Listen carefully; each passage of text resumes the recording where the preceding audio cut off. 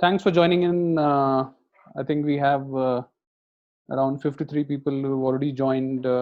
Thanks very much for joining. And as we discussed in our last all hands, that we'll have a webinar wherein we'll talk about what are the different liquidity measures that are taken by RBI around the COVID-19 crisis. But while I was sort of thinking about giving a session on the liquidity measures undertaken by RBI, I actually thought, why not give each one of you an introduction about what are the different measures or the policy tools that are available with RBI, so that the next time when you are looking at any statement that has been given from RBI, you are able to comprehend it and able to understand the implications of those statements on the economy, on the on the financial economy, on the the GDP, on the the purchasing power, and the liquidity that is available in the economy. Okay. So before that, let us talk in brief about what RBI is all about. As you all know, that RBI is our central bank, and it basically manages the the monetary policy of the country. So we'll talk about RBI in brief, and then we'll move on to the policy tools. So, talking about the setup of RBI, RBI was set up in 1935, April 1, and this was in accordance with the Reserve Bank of India Act 1934. This was the office of RBI was initially established in Kolkata, and even today you have a big office in Kolkata for RBI. But I think the headquarters is moved to Mumbai since 1937, and which is where the governor sits.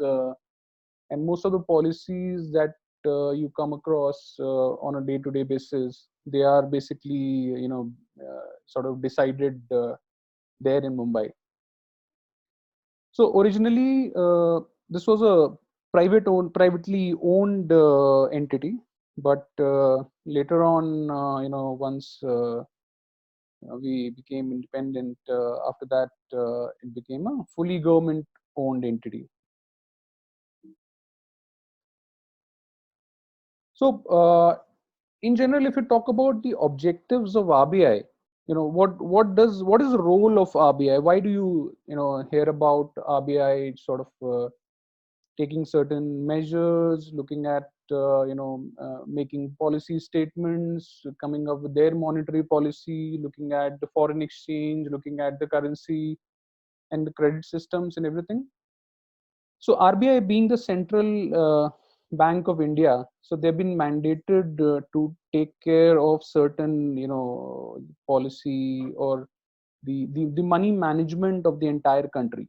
So if you read the preamble of RBI, it basically says that you know the objective of Reserve Bank is to basically regulate the issue of banknotes and keeping of reserves with a view to securing monetary stability in India. So when you talk about monetary stability, you're basically saying that whether India, for example, has enough, let's say, foreign reserves to be able to take care of the imports for the next couple of quarters or not. Whether there are, fake currencies, floating around in the economy or not. What about the what is the cost of credit which is available to the citizens of India and the financial institutions that are a part of the fiscal system in India, and to also basically monitor the entire monetary policy framework. Because in not only in India, I mean anywhere if you see, the central bank is responsible to basically manage the complex economy. I mean, when you talk about the inflation going up, there's a sudden outflow of, let's say, the foreign, institutional investors, or there's a big inflow. In both these cases, you have to maintain the the currency movements. You have to ensure that the price remains stable. Your currency also remains stable, so that there isn't a lot of problems for the exporters and importers, and the trade deficit is remains in a stable range. So basically, if you look at RBI, these are the different objectives that they are set out to achieve. Once when they were formed. So organization structure is pretty simple. I mean, on the top you have governor, then you have a few deputy governors who are basically taking care of the entire work around the RBI, and then you have executive directors, PCGM, CGM, and so on and so forth. So as of now, if you look at RBI, the governor is Sri Shakti Kanta Das, and we have three deputy governors. First is Dr. BP, Shri BP Kanungo, Mr. MK Jain, and MD Patra. So along with the governor, this entire team, they sort of decide on what needs to be done, what are the different policy initiatives that RBI has to undertake given the situation in the economy. We have a lot of departments in RBI, and this is not an exhaustive list. I thought about covering a few of them because those are important from a financial services perspective and from a fintech perspective per se. So you have Department of Regulation, Department of Supervision, Department of Payment and Settlement Systems. So when you talk about company like us, Credix, where we're talking about settling the payments through a technology platform, in a lot of cases we've had queries coming in from Department of Payment and Settlement Systems as to whether we are in payment systems or not.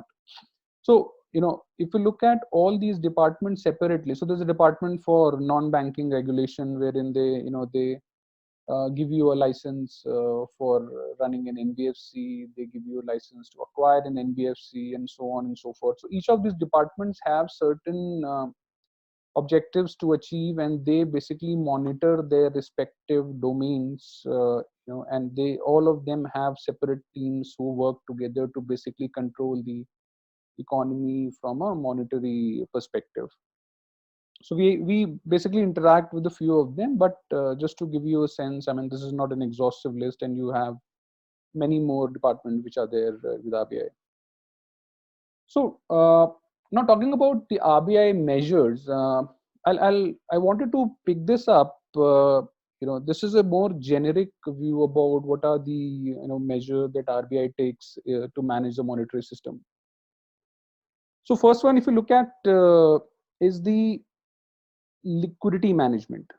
So when you talk about liquidity management, here basically you're talking about expanding liquidity in the system. So for example, I mean, we'll come to the COVID-19 impact and what kind of liquidity issues we had faced. But for example, in an event like let's say COVID-19, you need to be able to ensure, I mean, RBI needs to ensure that there is ample liquidity in the system so that the financial institutions and financial markets are able to function normally.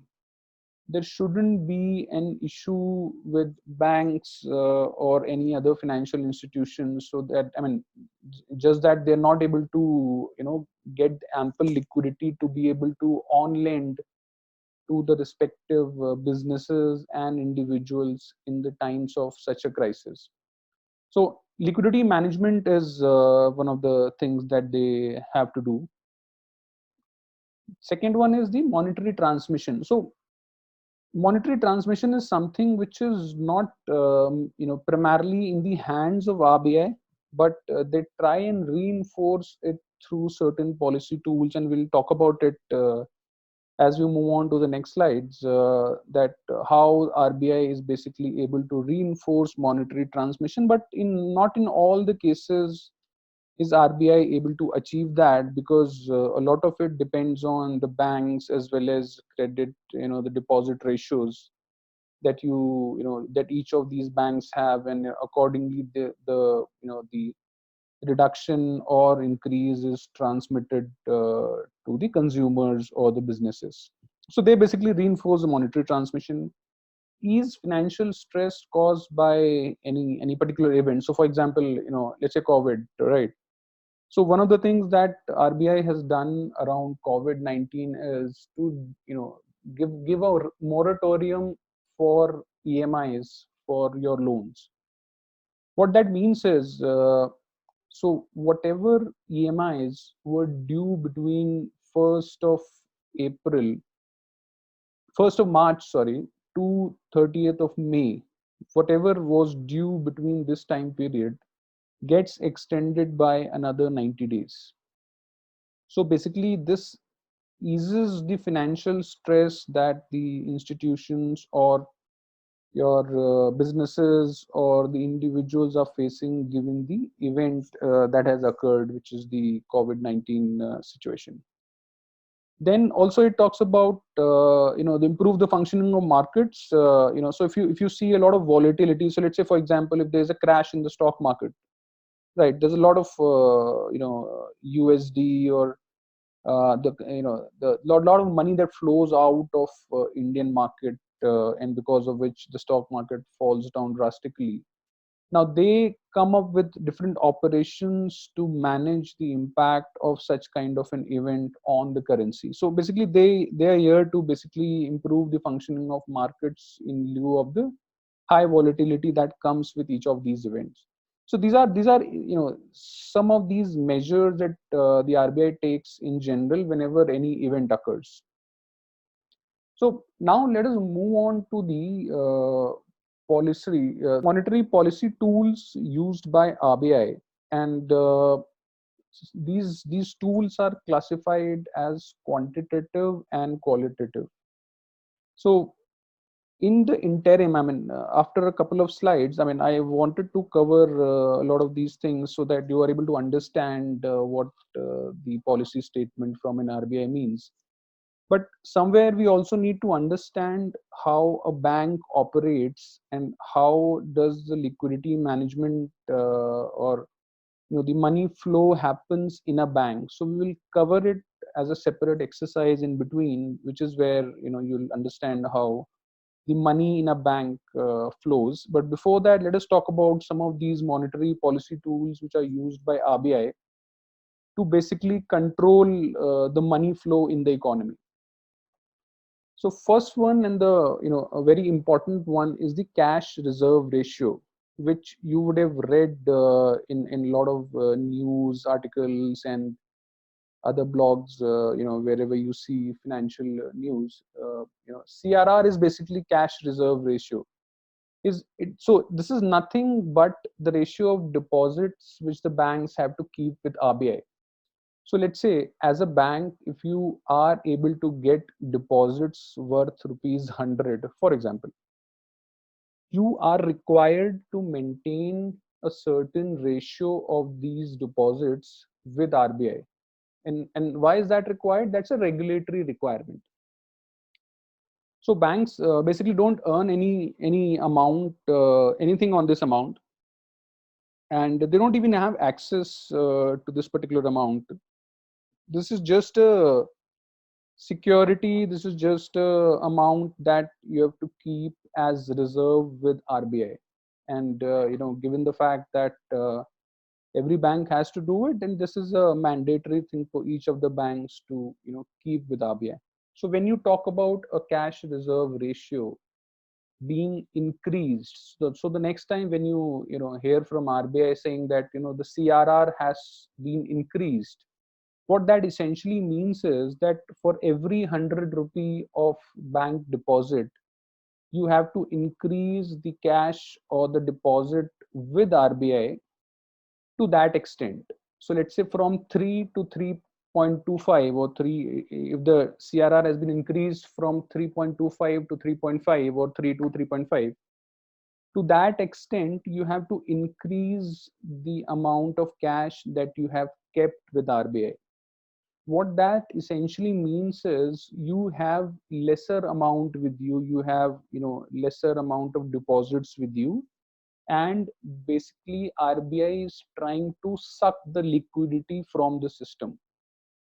So this kind of thing happens when the RBI wants to control the purchasing or the surplus liquidity into the system, and they try and increase the CRR. So essentially, and on the other side, if RBI is cutting the CRR, which happened in the policy statement made on 27th of March this year, they cut the CRR by 75 basis points. What that means is that banks are left with more money to lend. They are required to give lesser money to RBI to keep as reserve as against what they were doing initially. So cash reserve ratio is basically a ratio that you have to keep as a reserve with RBI, and if it increases, it means the liquidity is being sucked from the economy, and if it decreases, it means the liquidity is going up in the economy. Then the second important monetary policy tool used by RBI is the statutory liquidity ratio. Now, as the name suggests, statutory liquidity ratio means a liquidity that you have to maintain as a part of your statutory compliance from RBI with yourself. So this is not something that you have to give to RBI, but this is something that you will maintain at your end. And when they say it's a liquidity that you have to maintain, they literally mean it. I mean, you can't just say that, okay, boss, I am required to, let's say, out of my 100 rupee as deposits, if I am required to maintain a statutory liquidity ratio of 15%, I will invest that 15%, let's say, in long-term bonds or real estate or gold or whatever. So that is not acceptable. What they want is that this money should be with the bank and to be invested predominantly in government securities, and also in securities which are highly liquid. So the idea behind statutory liquidity ratio is that every bank need to maintain some liquidity at their end, keeping in mind the kind of portfolio they have, keeping in mind the kind of products they are into. So let's say, for example, you are a housing finance company, for example, as against a consumer loan company, as against an SME funding company. So you are required to maintain this statutory liquidity at your end, which has to be invested in highly liquid securities. So you should be able to dip into it as and when required, and if there are any contingencies. Okay. Now, coming to the repo rate. So this is basically a repo rate. Repo rate is basically a rate at which RBI lends money to commercial banks. So let's say today, if you are a bank and you want to borrow money from RBI, so RBI will lend you the money at a certain rate, and obviously they do it against the pledge of government securities, because government securities are supposed to be backed by sovereign guarantee, and which is where they're supposed to be zero default, but nothing in this world is zero default, as you all know. So this is a rate at which RBI lends money to commercial banks. So today, as a bank, if you're borrowing from RBI, you will need to pay a certain rate to RBI to be able to borrow that money. So we will come to the reason why the commercial banks need to borrow money from RBI in a short while, when we're talking about the money management in a bank. But this is what it is, and it effectively is the cost of credit for the bank. So when you talk about the cost of credit for a bank, this is the cost of credit for the bank. So in let's say in our case, when we talk about the cost of credit, it is different depending upon which investor are you taking it from. For the banks, it is essentially the cost, the base cost. I mean, this is not the base rate, but the repo rate remains the same for all the banks. On top of this, each bank adds a top up on the repo rate to arrive at the base rate, which is basically used to lend to the consumers or the individuals or the institutions. So repo rate is essentially the rate at which the RBI lends money to commercial banks. Okay, and in most of the cases, it is a short-term duration, up to 2 weeks. So it's not a long-term, repo rate in general. However, in certain cases of crisis situation, let's say for example in COVID-19 case, the government came up with something called a TLTRO, targeted long-term repo rate, repo operations basically. So here they are giving credit to banks, or they're giving money to banks for a longer duration and not for a shorter duration. So repo rate is this.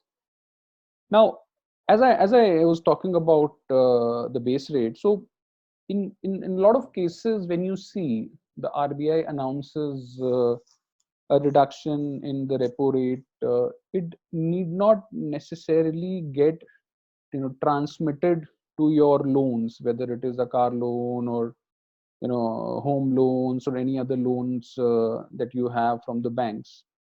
So does a deduction on repo rate impacts the deposit and lending rates of banks? The answer is it happens in some cases, it doesn't happen in other cases. And there are a lot of reasons behind it. When you talk about the transmission of these rates to the consumers, this comes under the scope of the bank. So RBI is no longer involved in it. RBI is just responsible at the bank's level to manage the liquidity of the bank and ensure that liquidity is available as and when the banks need in India. Beyond that, once the commercial bank, or the banks who have borrowed from RBI, they have taken the money from the bank, the on lending, which means when they have to lend to the consumers or to the businesses, they need to decide when to pass on that transmission, or when to transmit that reduction or increment to the consumers.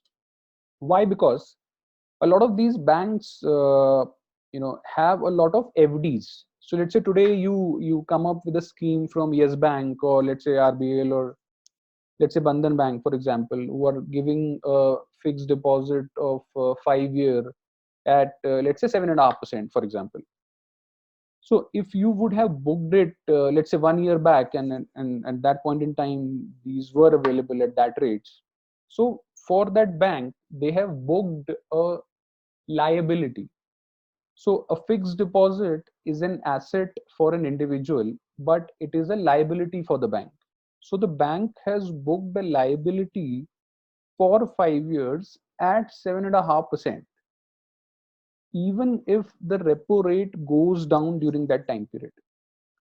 So similarly, the bank has a lot of these liabilities that the bank has already booked with the consumers, with the customers, with the institutions. And keeping all those in mind, they have to decide if they want to transmit the deduction in repo rates to the consumers or not. And if yes, then how much of it should be transmitted to the consumers and institutions, keeping in mind factors like credit to deposit ratio, and what kind of liabilities they have on their books.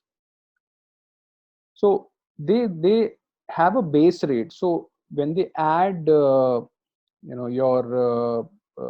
cost of other operations and your operational cost and everything, you arrive at a base rate, which is on which you actually lend to the consumers and institutions. So this base rate is brought down, keeping in mind what kind of liabilities you have and what kind of credit to deposit ratios you have, and then it is decided, which is where you see once the announcement is done, and it's not always fair, from the bank's perspective as well. I mean, because in a lot of cases, what you see is that the reduction takes a lot of time, but the increase happens immediately. So I mean, that is also something which at times is questionable. But having said that, this is the reason why it takes some time for the banks to be able to transmit any such reduction on repo rates. So, okay, talking about more such tools that the RBI uses, one of them is a reverse repo rate. So, reverse, as the name suggests, so if the bank has to borrow from RBI, then you talk about the repo rate. Reverse repo rate is the rate of interest offered by RBI when the banks deposit their surplus funds with the RBI for short periods. So, when do they do that? When banks don't have any option to invest or an option to lend, they deposit such funds with RBI, and they earn interest on such funds. And one of the scenario for such a case where banks are more keen on depositing their funds with RBI as against lending is the current COVID scenario. If you would have noticed in the second announcement that RBI made on I think 16th of April, I don't know how many of you actually had gone through the details of it. They had reduced the reverse repo rate by 25 bips. What that means is, when you reduce the reverse repo rate by whatever amount, the amount of interest that you are getting on the funds that the banks have deposited with RBI, it it will go down, which will make the deposit of funds with RBI less attractive as against lending in the open market. However, there is a different problem altogether, from a bank's perspective, which is where they don't want to lend at this point in time, and would rather get a minimal or a very, very small return from RBI, but be comfortable with the capital protection, and which is why they are increasingly sort of putting their money with RBI. So Shaktikanta Das, in his statement on 16th of April, actually talked about a liquidity of close to 6,90,000 crores being deposited by banks with the RBI, and which is where this step of reduction of 25 basis points in the reverse repo rate was taken. And this was basically to discourage them from putting their money with RBI and lending it to consumers and institutions. Margin standing facility rate. So this is a rate that refers to a rate at which scheduled banks can borrow funds overnight from RBI. So as you know that any longer term exposure generally is cheaper than short term facilities. So MSFR, margin standing facility rate, is generally higher than the repo rate, and it is for very, very short time period. So let's say over the weekend, if you want to sort of deploy your funds with RBI, you can put the funds with RBI, and they will give you this rate at which you can borrow at which you will get the interest. Okay. Now, apart from all these policy tools that we spoke about, whether it is CRR, whether it is statutory liquidity ratio, reverse repo rate, MSFR, there are certain open market operations that RBI also performs to be able to infuse liquidity into the system or suck liquidity from the system. So what RBI does is RBI basically buys and sells government securities in open market. So when they buy government securities, what that means is they are infusing money into the system. They are giving out money to buy government securities. Whereas if they are selling government securities, they are sucking liquidity from the market.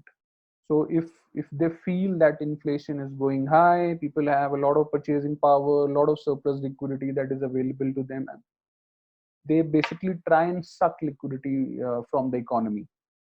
And which is where you see a lot of news coming in, from the media houses saying that RBI sucked, let's say 50,000 crores of liquidity from the system, 1 lakh crore liquidity from the system. So all those things basically come from these open market operations that RBI performs.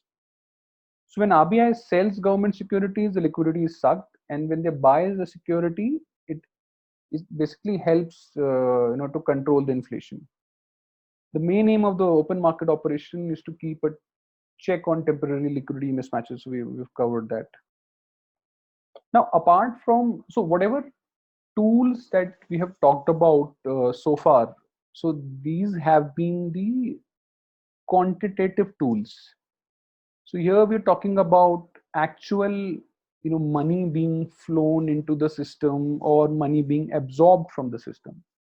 But there are certain qualitative tools as well to keep a check on the money supply. I mean, although these tools do not have as much impact as the quantitative tools, but these are also very effective in terms of keeping a check on a lot of the sectors or industries which are speculative, or where they want to keep monitoring how the money is flowing. So one of the things that RBI can actually do is it can actually change the margin against the collateral. So let's say tomorrow RBI comes back and says, okay, boss, nothing doing. For any home loan, you cannot give an LTV more than 60%. What that means is LTV is loan to value. So when RBI comes back with such kind of a statement, what this means is if you want to take a loan on a property of 100 rupees, the bank cannot give you more than 60 rupees at max. If they want to bring it down, that is the prerogative of the bank. But anything beyond that, they cannot go if RBI has mandated that. Secondly, they can also bar you from lending to speculative businesses or selective industries. For example, in the last couple of years, there has been a very strict regime around lending to the real estate developers and the real estate projects. And this primarily happened because a lot of these banks actually burned their hands with infrastructure lending.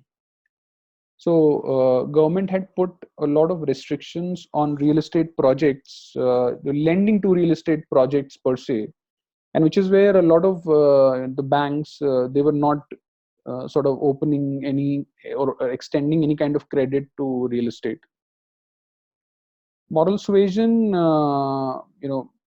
it's basically a pretty subjective thing. I mean, you're basically asking government or the banks to basically put their money in government security and not in any other sector, so that there's more liquidity in the economy. Okay. So I picked out the current policy rates that you have as of today, as of 21st of April. So if you now look at this table, I'm sure you'd be able to better understand each of these metrics, or each of these definitions. What is CRR, what is SLR, what is repo rate, what is reverse repo rate, MSFR, and bank rate. So the next time when you are reading any policy statement, just keep these things in mind, and you'll be able to better understand what the policy statement means from the regulator perspective. Okay. So I'll stop here for a minute and would like to check if anybody has any questions on whatever has been covered so far. So no doubts till now. Good. Okay, so let us move on from here. So next, okay, so till now we've talked about what are the different policy tools that RBI uses to play with the liquidity into the system. But before that, it is also important for us to understand how the money flows in a bank. So that is basically called fractional reserve banking. So let's say, for example, today you take a loan of 100 rupees from bank. I mean, you want a loan of 100 rupees from the bank as of today. So you go to the bank, you apply for a loan, you get 100 rupees from the bank, and you deposit it in your bank. Okay.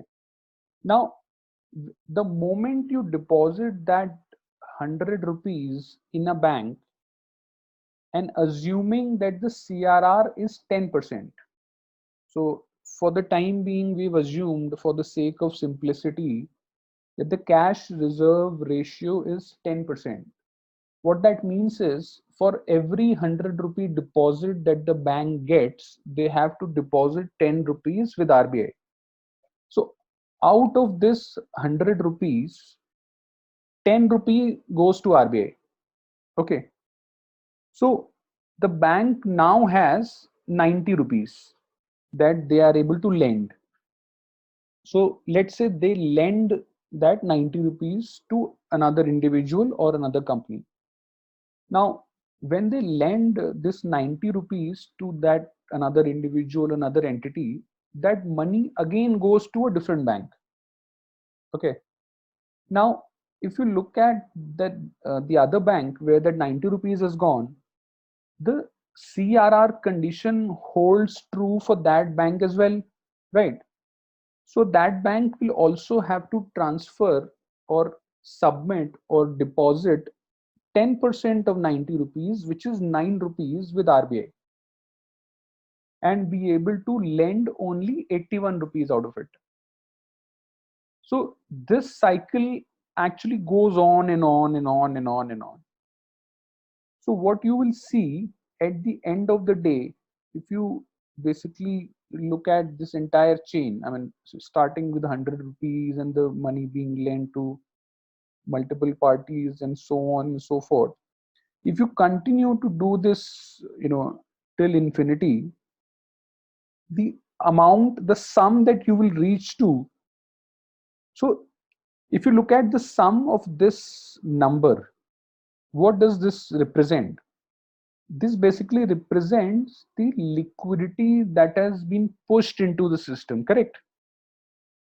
So with 100 rupee going into the system, you have seen close to 1000 rupees being spread across multiple entities.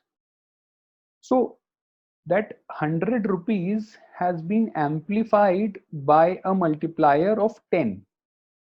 So 100 rupee which is infused into the system will increase the liquidity and make it as 100.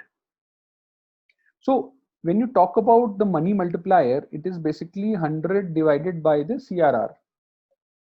So RBI gets 100 rupees and the system gets 1000 rupees.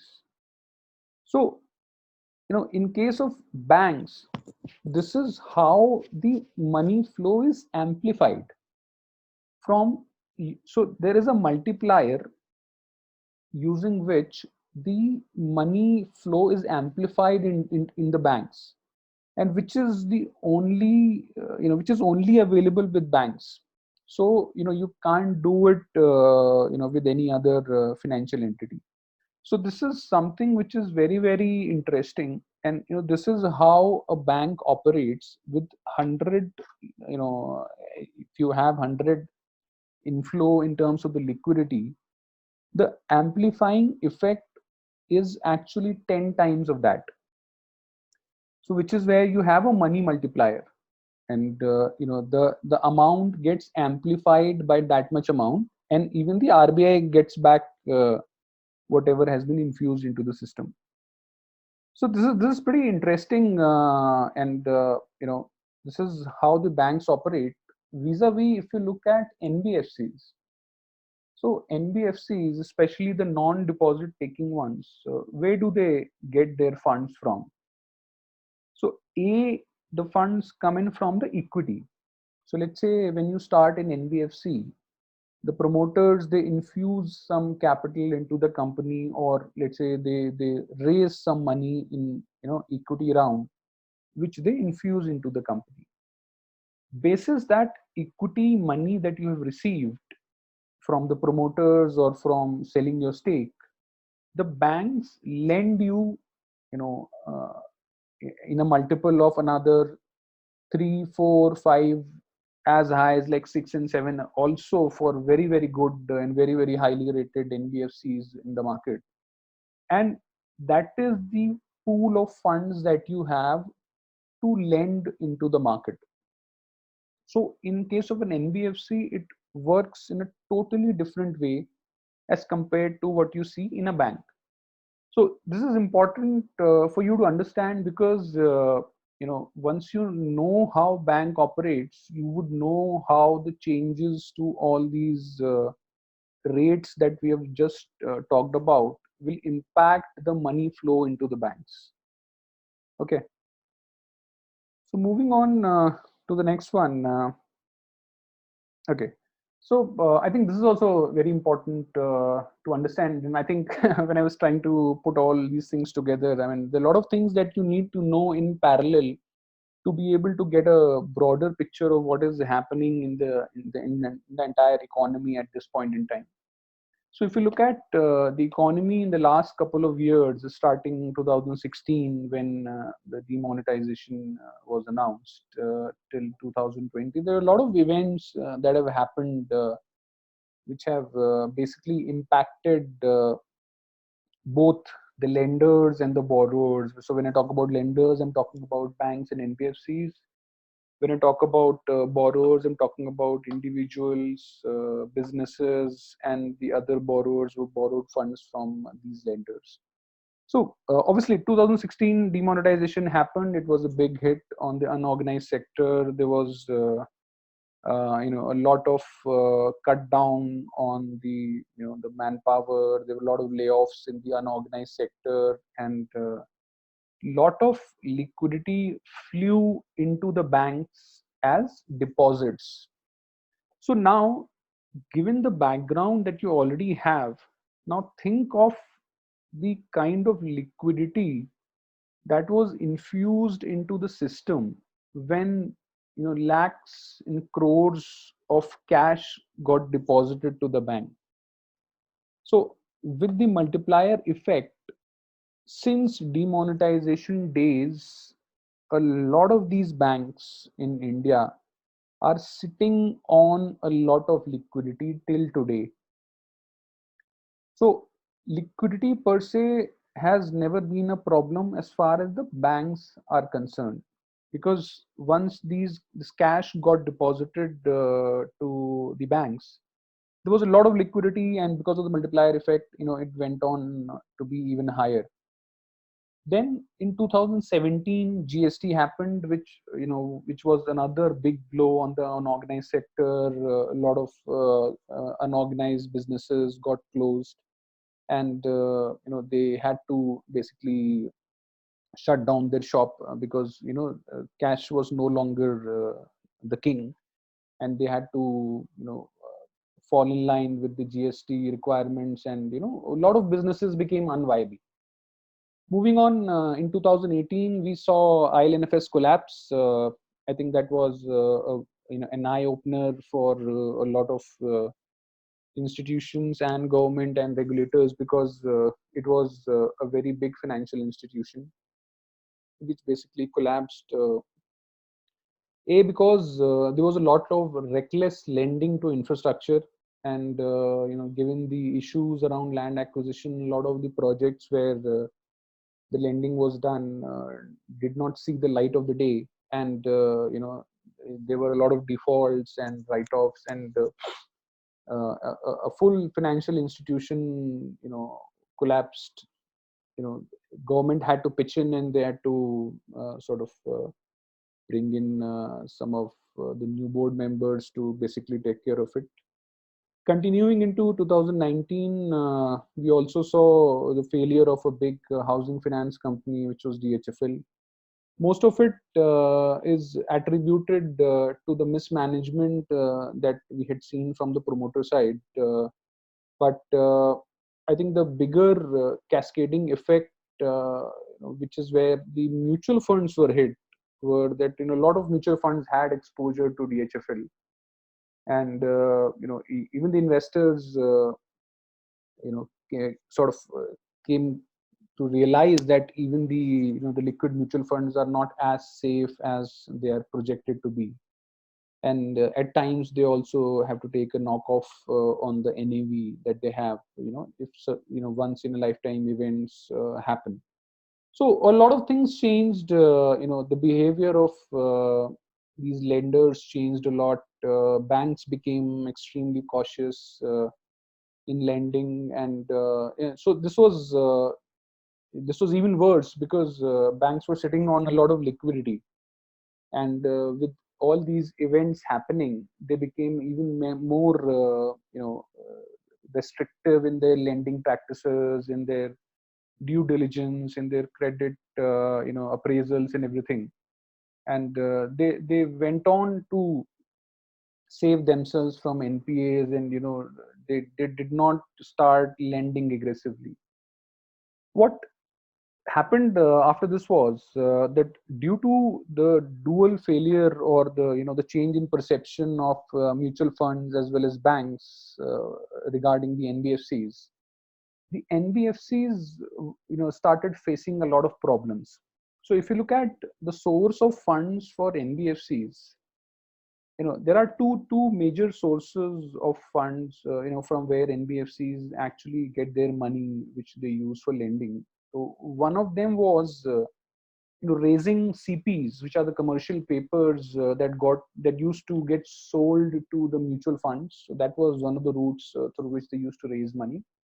And the second was borrowing from banks. So post ILNFS and DHFL crisis, a lot of these mutual funds, they lost confidence on NBFCs. So that source or that channel of funds for NBFCs actually dried up, and none of these none of these mutual funds were interested in buying the CPs of these NBFCs. So that channel got dried off completely. The other was the banks. Now, even the banks became very, very selective in lending to these NBFCs, because a lot of these NBFCs. So, if you look at the NBFC landscape, the last that we heard was we have close to approximately 10,000 NBFCs in India today, and out of those, if you look at the systemically important NBFCs, which have more than 500 crores ka portfolio, so they are not more than 250 to 300 approximately. So most of the other NBFCs have smaller asset sizes and are lower. I mean, they have low ratings in terms of the credit rating that they have. So raising funds became difficult for these NBFCs starting 2018. I mean, once the collapse of ILNFS and DHFL happened. So these NBFCs were facing a lot of issues running into 2019, and now in 2020, when we are hit with the COVID-19 crisis, and we'll talk about what all impact COVID-19 had on us. The the liquidity has dried up even further. So you would have read about a lot of news around the RBI not taking share of NBFCs. RBI is not providing ample liquidity. RBI is not giving out clear instructions to banks to extend a back-to-back moratorium to NBFCs. All those news you would have read around the media recently. And this has further aggravated the worsening of the liquidity situation with NBFCs in India today. So entering 2020, now we are at a stage where you have banks, and especially, and yeah, also how can I forget about Yes Bank fiasco? So even with banks, so you have public sector banks and private sector banks, right? So post the Yes Bank fiasco, the a lot of money has even flown out of smaller private banks into large public sector banks. So even between, even amongst the banks, people are preferring public sector banks as against the private sector banks. So now if you put all these entities side by side, first you have public sector banks who are flushed with cash, who have a lot of liquidity available with them, also because of demonetization, but lately because of a lot of movement from private banks into the public sector banks. On the in middle you have private sector banks who are still holding the fort. I mean, not as bad as NBFCs, but much better in terms of the liquidity and overall lending dynamics that they have. And on the third side, you have NBFCs who are struggling because of the liquidity situation that they have, because of they being not able to raise funds from the banks, so they're not able to do onward lending, and this has in a way aggravated the entire crisis for them. So this is where we are in terms of all these entities and entering into 2020. And then, as you all know, we were hit with COVID-19. I'll take a minute, just drink some water.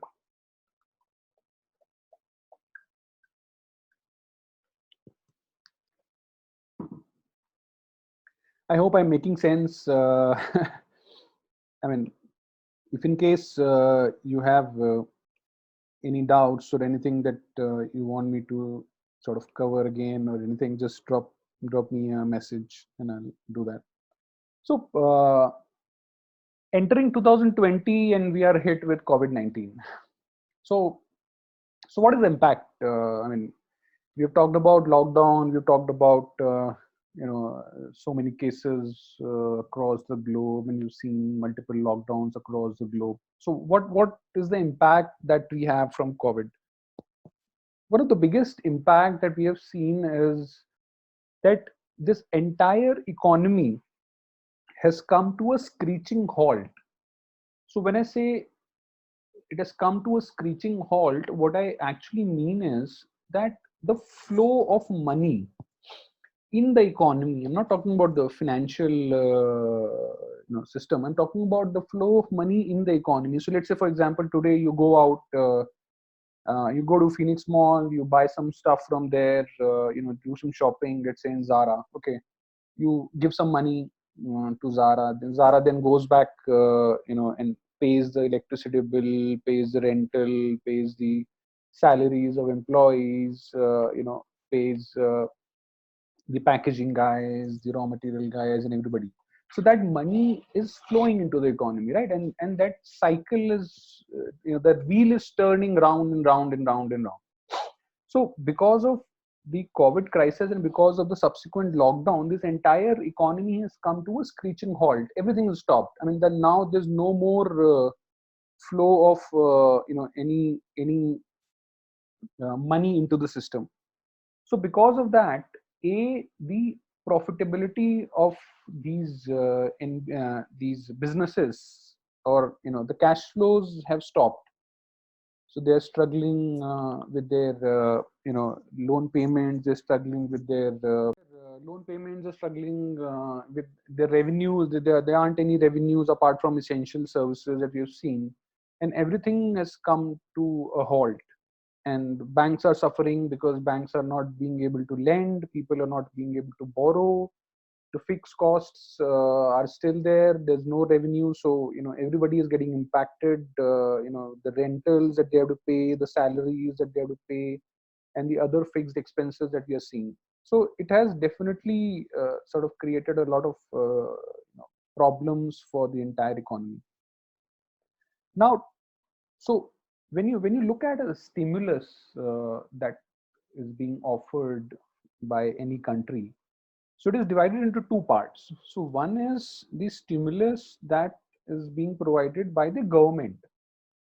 So when you talk about government, so they're basically responsible to manage the finances of the country. I mean, the budgeting, the using of public funds to help the businesses, the economy, and the individuals.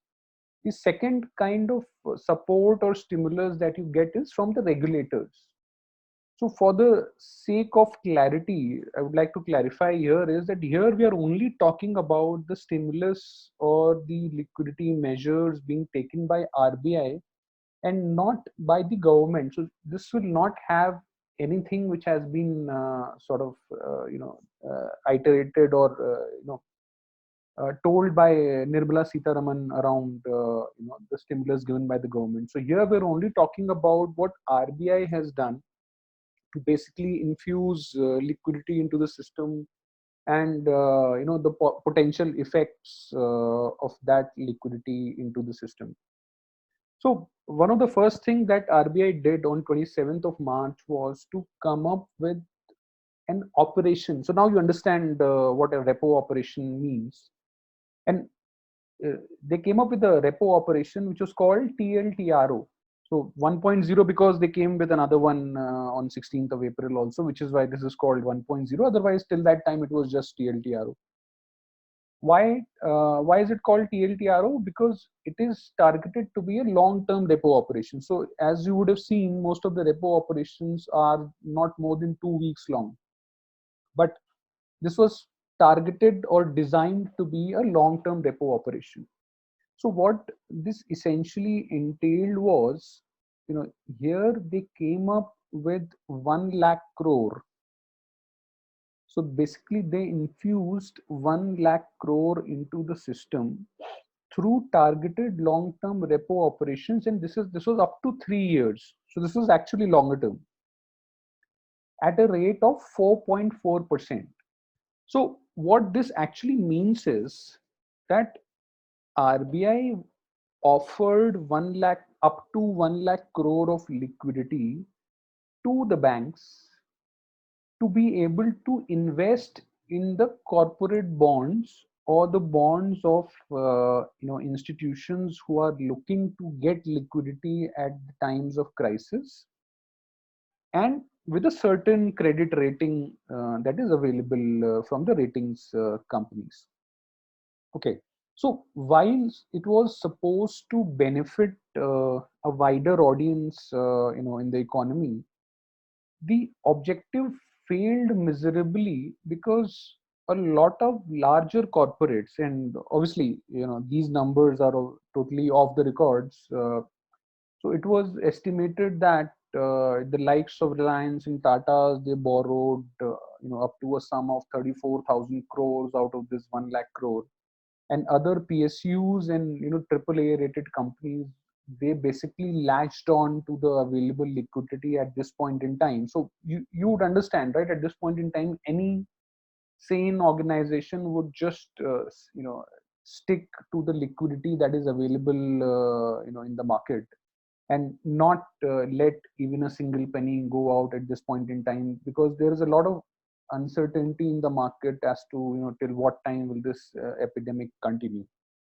So this long-term repo operations that was provided by RBI, that actually failed miserably, because a fewer large AAA rated bigger corporates latched on to it, and basically took away the entire money, and the objective was not basically achieved, and it was not spread out across the entire economy. So the other things, I mean, the other features around this liquidity was that it had to be deployed in investment grade corporate bonds. So when RBI comes up with such kind of repo operations, they basically have some mandates. that you have to deploy it in investment grade corporate bonds, commercial papers, non-convertible debentures of companies, and over and above the outstanding level of their investments in these bonds as on March 27, 2020.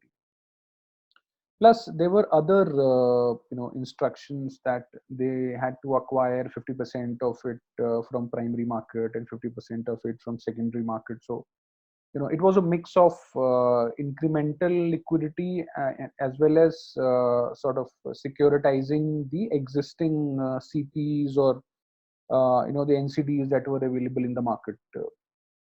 So also the exposures under this facility were not reckoned under the large exposure framework. So to the extent of the long term repo operations, the large exposure framework that is there for the banks to be able to take care of how much exposure they can have for different corporates.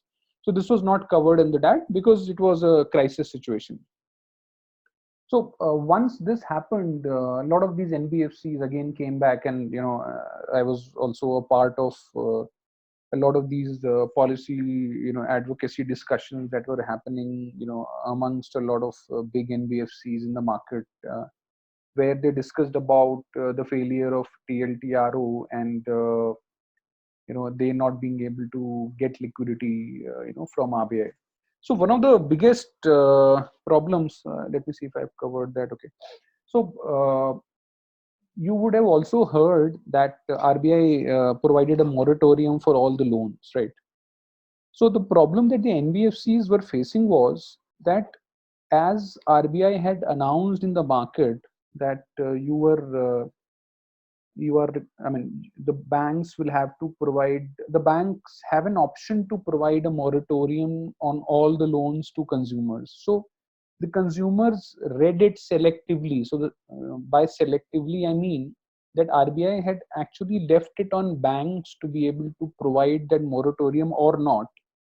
But most of the consumers, individuals, and the institutions, they actually forced their lenders to give them moratoriums. So the NBFCs faced a typical problem.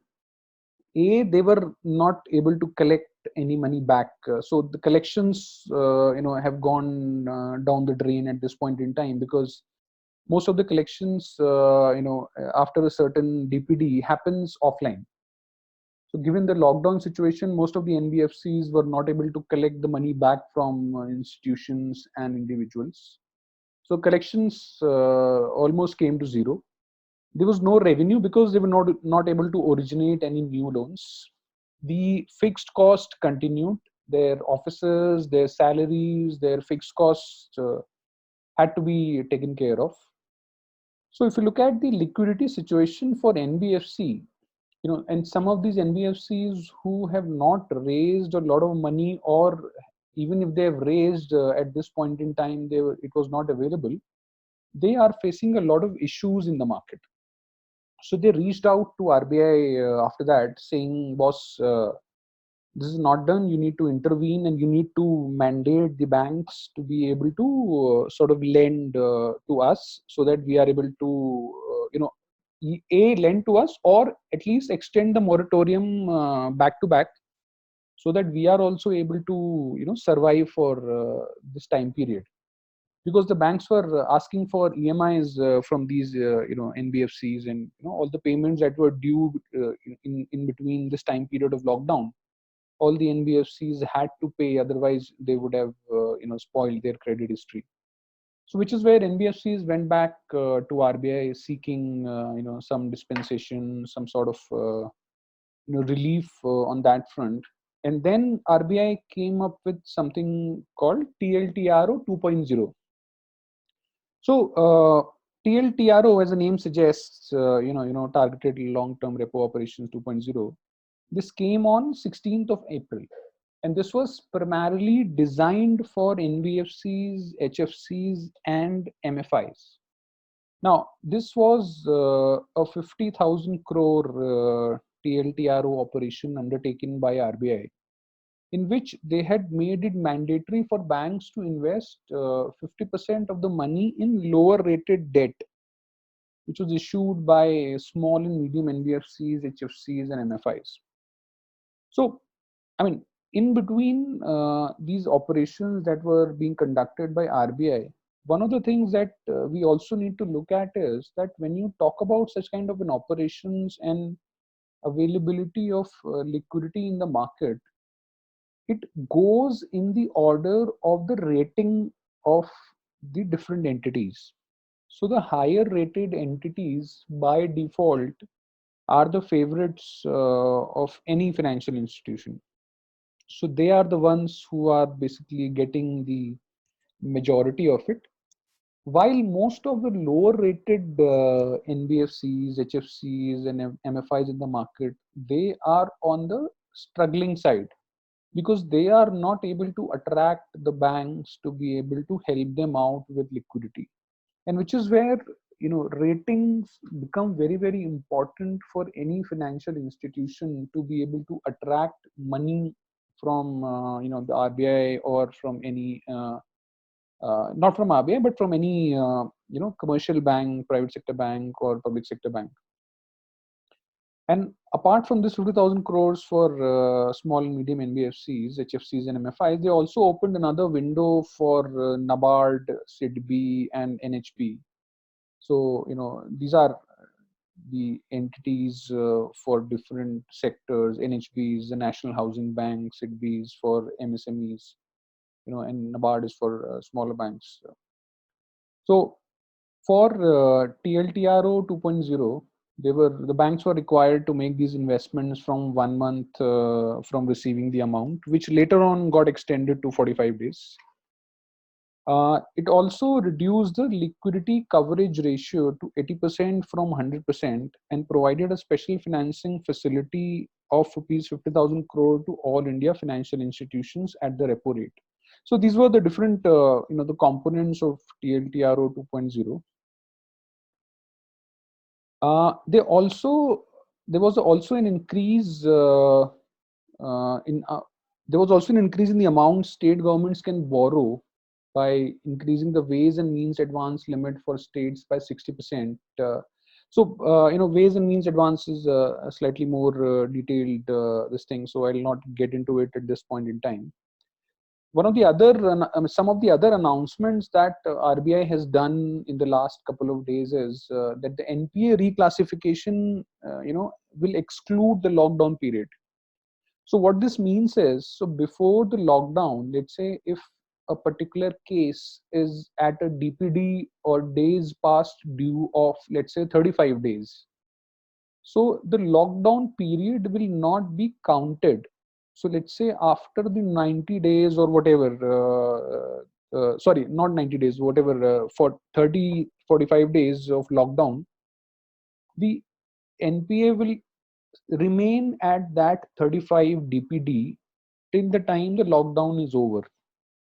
So a lot of these, there's a big concern from the financial institutions and NBFCs and any credit lending body, is that the moment these NPAs cross, a certain number of days, they will start affecting their, NPA calculations, and it will affect their credit rating as well.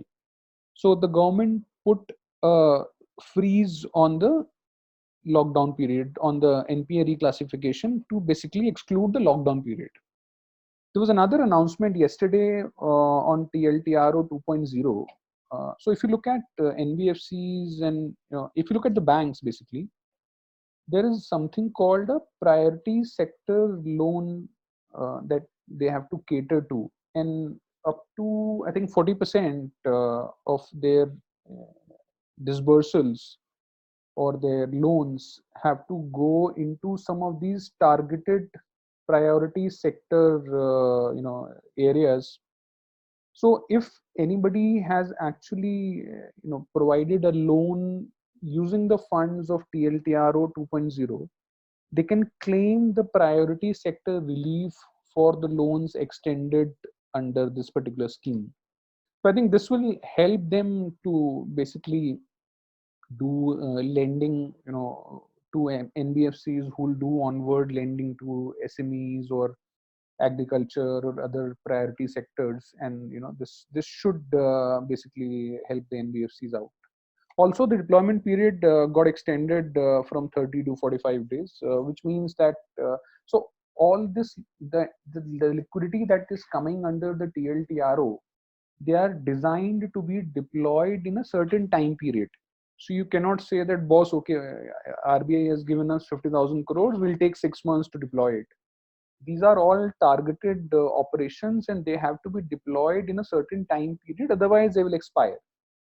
So for TLTRO 2.0, they've extended it from 30 to 45 days because, in a lot of these cases, when you're talking about the low-rated NBFCs and other things, there are certain, activities, certain structuring that is required to be done. So, for example, some of these lower-rated NBFCs, they try and pool together with other NBFCs, and then get themselves rated so as to obtain this fund, that is coming under TLTRO. So to be able to help them do all these things, RBI has expanded the deployment period from 30 to 45 days. So if you look at both these operations, they have brought in close to uh, close to 3 lakh crores of liquidity into the system, and this is till now, I mean, from whatever we've seen as far as the current situation of COVID in India, if this situation continues, if the lockdown gets extended beyond 3rd of May, we might see, subsequent relief coming in from both the government and the regulators. So if you look at this, image, this basically shows the breakup, how they came up with the 1 lakh crore in the TLTRO one, and then later on they came up with the TLTRO2, which was another 50,000 crores, and which had a mandate to invest 25% in NBFCs of asset size 500 to 1,000 crores, and 15%, which was 7,500 crores, into NBFCs of asset size below 500 crores. And this is where we're talking about NBFCs which are not systemically important, and then another 500 crore for microfinance institutions. Okay, then this one, mm, this we talked about. An additional loss provisioning of at least 10% of the total of these accounts has to be made to be phased over 2 quarters at no less than 5%. So basically, something around the loss provisioning that the banks have to make for these particular accounts. Nothing relevant for this particular presentation. Suggestions. I think we're on the last slide, and I think we've already taken 1 hour 20 minutes. So on the suggestions front, there have been a lot of suggestions coming in from multiple parties across the globe, and Raghuram Rajan also suggested a loan guarantee covering the first loss in incremental small loans. So if you look at, so we'll talk about the US program, but even if you look at the European government, whether it is Spain, Germany, Italy, France, a lot of these countries have come up with the loan guarantee scheme for SME loans, which basically guarantees loan losses up to an extent of even 90% in some cases, 70 to 90%, and which is basically helping out the SMEs in the times of this crisis. But there's a caveat, which Raghuram Rajan suggests, that the maximum loan guarantee should be up to the quantum of the income tax paid by the SME in the previous year. So yeah, I mean, it's just a suggestion from him, but this can be something that the government can consider in the next couple of weeks, basically. Then Also talking about the US, I was wanting to pick this one particular program that US has come up with. So this US Paycheck Protection Program is a part of the the CARES Act, and it's a part of the overall stimulus of $2.3 trillion given by US. So this basically talks about a program wherein SMEs are given interest-free loans so that they are able to sort of stop them from they are able to stop the SMEs from laying off their employees. And it has been designed in a way that to the extent of the layoffs being done by the SMEs or the businesses, you will be required to pay a certain amount back to the government. So if you do not lay off anybody in your organization, you are not required to pay back the interest free loan that the government has given at this during this crisis situation. So yeah, there's a lot of interesting programs that we are seeing across the globe, and I think we should the government should basically derive something from them and try and come up with something which basically helps the SMEs out. From whatever we have seen till now, we've not seen a big stimulus coming in from the government as far as the MSMEs are concerned. But I'm hearing that there's another one in pipeline, which is where it is primarily focused on MSMEs and large corporates. So let us just wait for it, and once it is there, I think we can have another round of discussion if you guys want. Okay, thank you so much.